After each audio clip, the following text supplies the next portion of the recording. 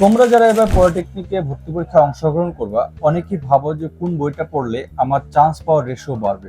আসলে বই একটা গুরুত্বপূর্ণ ফ্যাক্ট, কারণ ভালো বই পড়লে কম সময়ে তুমি বেশি তথ্য জানতে পারবা।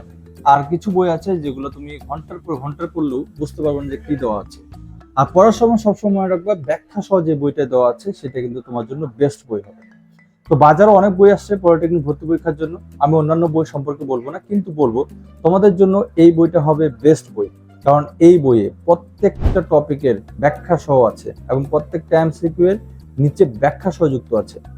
এই বইয়ে তোমরা দেখবা বিগত সালে যে প্রশ্নগুলো আসছে সেগুলো প্রথমেই দেওয়া আছে এবং ব্যাখ্যা সহ দেওয়া আছে যে বিগত সালে কি কি প্রশ্ন আসছে। এর পাশাপাশি এই বইয়ে এমন একটা জিনিস আছে যেটা অন্য সকল বইয়ের নেই। এই বইয়ে প্রত্যেকটা সাবজেক্টের সাজেশন দেওয়া আছে যে কোন টপিকটা পলিটেকনিক ভর্তি পরীক্ষার জন্য বেশি ইম্পর্টেন্ট, কোনটা কম ইম্পর্টেন্ট।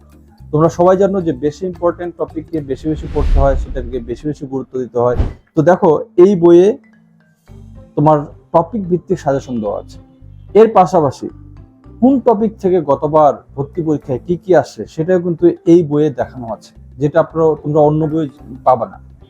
এইটা বিষয় খুবই গুরুত্বপূর্ণ তোমাদের কোশ্চেন অ্যানালাইসিস করা, যে গতবার ভর্তি পরীক্ষা যেহেতু হয়েছে তাহলে কোন কোন টপিক থেকে কি কি আসে।